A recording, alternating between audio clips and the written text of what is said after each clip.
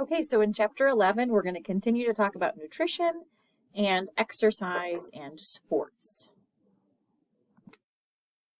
Okay, and so as usual, we have our list of learning outcomes that I won't read to you, but again, you should look back and be able to, recognize each of these at the end of the chapter. Okay, so on to the introduction.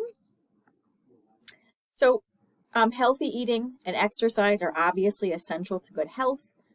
However, most health problems in North America are related to poor diet and insufficient physical activity. Only about half of the adults in the United States report physical activity for 30 minutes or longer on at least 5 days a week, and less than 1/3 of adults in the United States meet the guidelines for both aerobic and muscle strengthening activity, and we'll talk about the difference between those two. 40% of the population report no regular physical activity, and when individuals start a program, about half quit within the first 3 months. Okay, so these stats are not great. So the benefits of fitness, and so we're going to go over a lot of these, but just to talk about a few, there's cardiovascular benefits, so reduced blood pressure, increased cardiovascular function and improved blood lipid levels, so cholesterol levels, aids in weight loss, weight control, increased muscle mass and strength, improved gastrointestinal tract peristalsis, improved sleep, slow aging, reducing the risk of a bunch of different cancers, improved immune function, flexibility and balance, reduced stress, aids in positive self-image, regulation of blood sugar levels, blood glucose levels, and lastly, strengthens bones and joints. We're especially talking about resistance training here. Okay, so again, we're going to get into some of these. Okay, so here we go. Here's kind of that list again, just in words.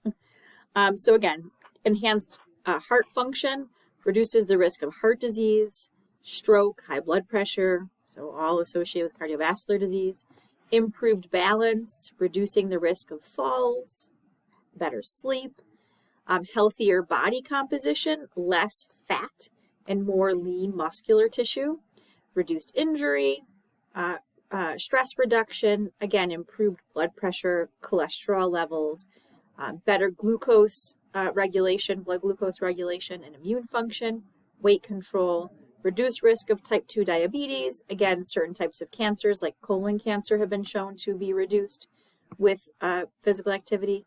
And again, reduces the risk of osteoporosis. Okay, so improved bone health. So all of these, again, are benefits of physical activity. Okay, so Healthy People, which is a data-driven national objective to improve health of people in the United States, not just health, but also well-being. And this is over the next decade. So Healthy People was, it's called Healthy People 2030. These are two of the objectives of that program. So number one, to reduce the proportion of adults that do not engage in any physical activity. And secondly, to increase the proportion of adults who meet physical activity guidelines for aerobic as well as resistance or muscle strengthening activities. Okay, so those are the two goals. Ooh. Okay, I think that's where we are. Okay, so physical activity guidelines for Americans. And so obviously we know that being active is one of the most important actions an individual can do to improve health or to maintain health. So key guidelines here. Adults should move more and sit less throughout the day and should know that some physical activity is better than none. My husband is constantly saying sitting is the new smoking. So we don't want to sit. We want to make sure that we're moving around a lot throughout the day.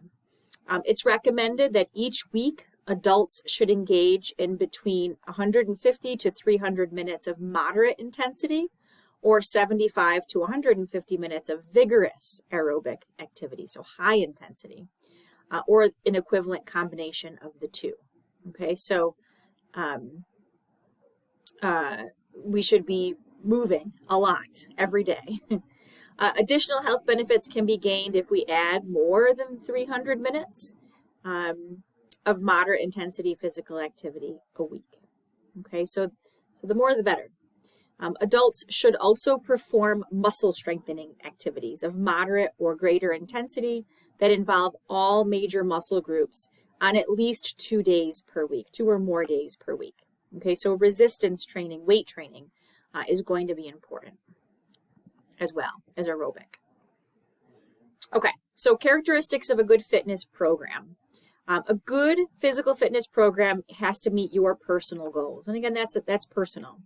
An individual's fitness program will be different if he or she is training for athletic competition. So if you're not training for athletic competition, your goals are going to be different from someone who is training. Also, if he or she is working toward cardiorespiratory fitness, what is your goal? And then lastly, is the individual just trying to maintain overall health? So again, it's going to vary. A sound physical fitness program should be fun. Individuals should try to focus on what he or she enjoys. Maybe it is outdoor activities. Maybe it's group activities so that you're getting social interaction while you're working out. And that's important so that you don't get bored or tired of the fitness program.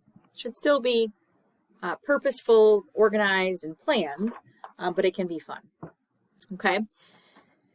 This is the list of things that all fitness programs should consider when they're being planned. And we're going to go over each of these. So mode, duration, frequency, intensity, progression of exercise, consistency, variety, and then achievement and maintenance of fitness. So we're going to go over each of these individually. So when you hear the term mode, when we're talking about exercise, mode describes the type of exercise being performed. And so we have 3 categories for mode. We have aerobic exercises, resistance exercises, and flexibility exercises. In the picture shown here of the swimmer, this would fall into the category of aerobic exercise. That would be the mode. So aerobic exercises are going to be activities that use large muscle groups and cause the heart and lungs to work harder than they would at rest. This would include things like taking a brisk walk, jogging, running, lap swimming, cycling, a step aerobics class, maybe even a dance class would be considered aerobic exercise. Resistance exercise, on the other hand, these are going to be activities that use muscle strength to move a weight or work against a resistant load. So lifting, okay, lifting weights, or using machines in a gym to pull or push against a weight. And then lastly, our flexibility exercises. These are going to increase the ability of a joint to move through its range of motion. And so, stretching exercises, yoga could be considered here. Maybe Pilates, but Pilates uses body weight as well, so that might be resistance. Okay, so that's a gray area. Mobility exercises for sure would fall into flexibility. So again, these are the 3 modes: aerobic, resistance, and flexibility. Okay, second, we have duration. And so duration is going to tell us the amount of time spent in a particular exercise session, whether it's aerobic, resistance, or flexibility training. Training should last about 30 minutes at least. 30 to 60 is kind of a good goal. And that 30-minute minimum should not include the warm-up or the cool-down. That should be on top of the 30 minutes in the active exercise. Research suggests that it's best to do continuous. So again, 30 to 60 minutes of continuous exercise. However, there is also some research that has shown that 10-minute bouts of exercise 3 times a day or more still have benefits. So again, lowering the risk of cardiovascular disease, cancers, diabetes. Okay, so that's going to be duration, length. Frequency is the number of times the activity is performed weekly. Okay, daily Aerobic activity is recommended every day. If performed to achieve cardiovascular fitness, 3 to 5 times a week is probably okay. For weight loss goals, 5 to 6 times per week would be recommended. Okay. If for resistance training, which should also be part of your exercise program, resistance training and flexibility exercises should be performed on average 2 to 3 times per week at least. Okay, and then we have intensity.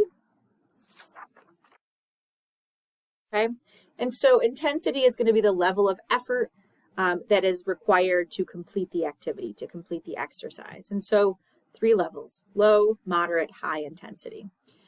Low intensity, there is a mild increase in heart rate. Okay, but with moderate intensity, which we have a little bit more, yes, you have an increase in heart rate, but there's also going to be an increase in breathing, sweating. However, at moderate intensity, individuals should still be able to hold a conversation. So you should be able to talk, without gasping for air. Okay, but you should be breathing heavier than you would at a low intensity exercise.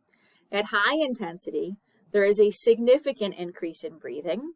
It's difficult to hold a conversation. You would be sweating a lot more than you would in moderate exercise, and your heart rate would be higher than it would be for moderate exercise. Okay, so when we talk about increase in heart rate, we can measure that, and so that can give us a good indication of intensity of the exercise. Okay, so to measure that, it's called maximum heart rate. We use a percentage of age predicted maximum heart rate. And so the first thing to do is to figure out the maximum heart rate. And so to do that, here's the formula. You're going to take 220 minus the age of the individual in years. Okay, and I have an example on the next slide for us as well. The range that you're trying to hit, which is called the target zone, should be 60 to 90% of the maximum heart rate for the individual's age group. And so to calculate that, you'll take the maximum heart rate, so whatever that calculation was, again, 220 minus the age of the individual, and you're going to multiply that number by the lower, so 60, and higher, 90, end of the range. Okay, so maximum heart rate times 0.6, and then maximum heart rate times 0.9 is going to give you that range of where your heart rate should be when you're exercising. Okay, so let's do an example. So here is Jasmine. Jasmine is Jamie. Jasmine is going to be in your work for the week. This is Jamie. Jamie is 20 years old. Okay, so again, to calculate her maximum heart rate, we're going to do 220 minus her age, which is 20. And so that's going to be 200 beats per minute. Okay, and so let's find her target range. Where is she hitting? That's her maximum heart rate, okay, that she shouldn't, go over. Her target zone here, so between 60 and 90% of that maximum heart rate is what we're looking for. So again, at the low end, where's my pointer? We would do 200, that's her maximum heart rate, times 0.6 to get 120. And then at the high range, 90%, we would do 200 times 0.9, and so 180. So her target zone heart rate, heart rate zone, either way, should be between 120 and 180. Okay, and so again, if we come over here to this little graph, again, she is 20 years old. Okay, and so at 20 years old, again, her target is between 120 and 180. Okay, so at between 120 and 140, she's at 60 to 70% of her maximum heart rate. Between 140 and 160, she's about 70 to 80. And then from 160 to 180, she's at about 80 to 90% of her maximum heart rate. And you can see at the lower end, weight management zone, and then we move into aerobic and anaerobic zones. Okay. Individuals to track their heart rate, they can do it by taking their pulse, like Jamie is doing in this picture, so you can calculate beats per minute. just by taking your pulse. And there's various locations on your body that you can take your pulse. You can take it at your neck, or you can take it at your wrist, your radial pulse. Or you can, if you have the technology, you can wear a heart rate monitor. And the heart rate monitor will record beats per minute, and then you can monitor to see if you're staying within your target zone and what your intensity is within that target zone.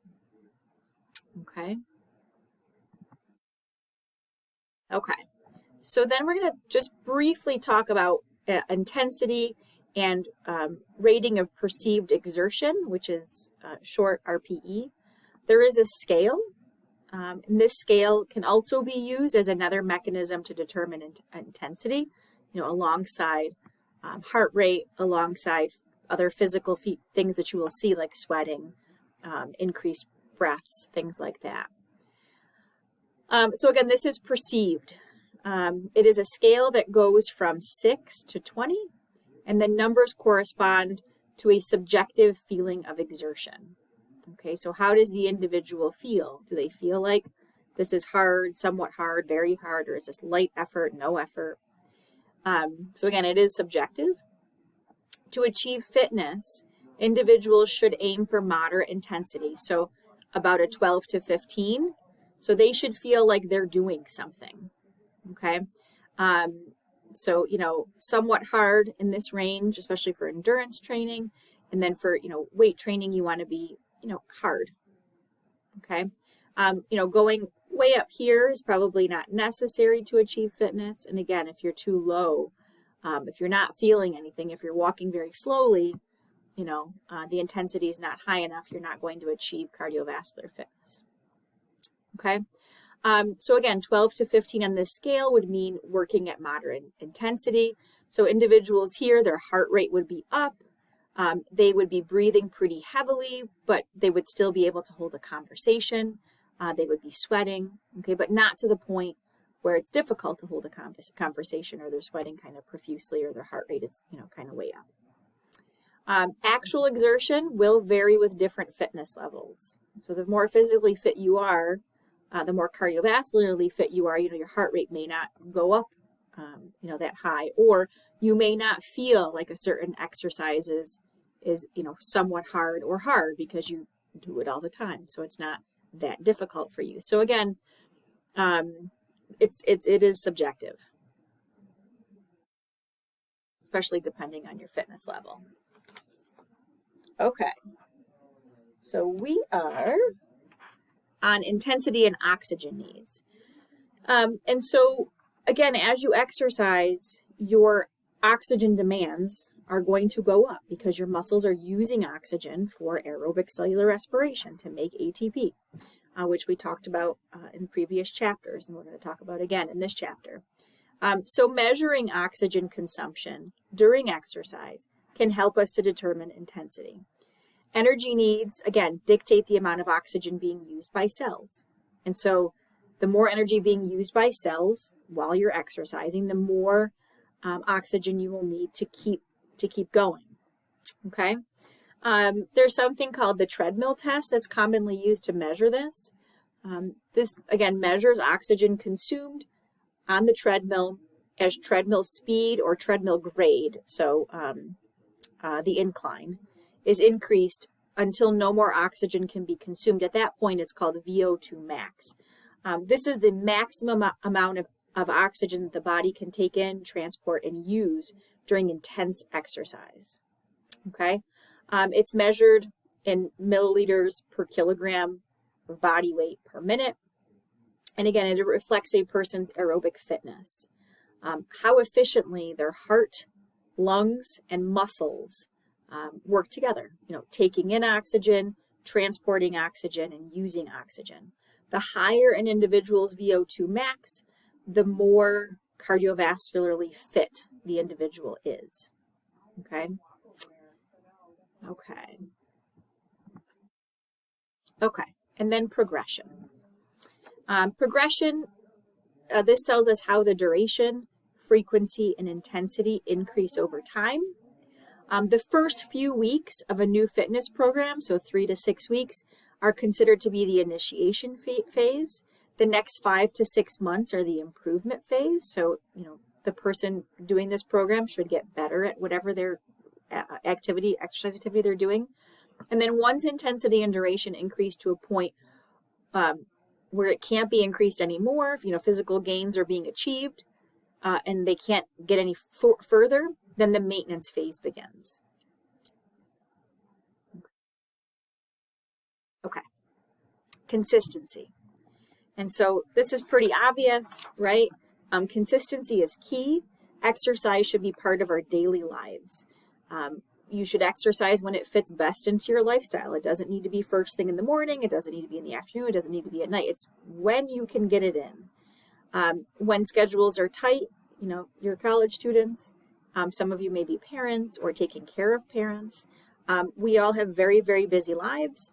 So when schedules are tight, exercise in short segments, even if it's 3 10-minute increments in a day. Anything is better than nothing when it comes to exercise. The benefits of exercise are huge. Okay, variety.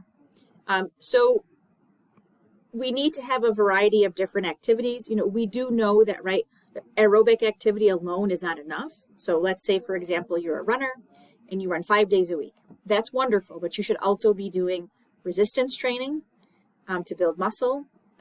That's going to help prevent things like osteoporosis, especially in females. And you should also be doing flexibility training, right? Not just one mode type of exercise. We should be doing all three. Also, so back to that same example, let's say you're a runner and you run 5 days a week. Some people will be fine with that, and some people will get bored. Boredom is a common reason why people abandon exercise programs. So having a varied fitness program, so different modes as well as different exercises within each mode, that will allow you to exercise different muscle groups, keep it fun and interesting. And again, there's data that suggests that having a varied exercise program keeps people on the program longer. Okay, so again, don't just run, cycle, swim. Again, resistance training. Look at this person. They're rollerblading. That was a big thing when I was growing up. I don't know if people do that still. Sit sparingly. Recreational activities 2 to 3 days a week. Aerobic exercise, as many times a week that you can. 3 to 5 is preferable. Flexibility, strength training should be done 2 to 3 times a week.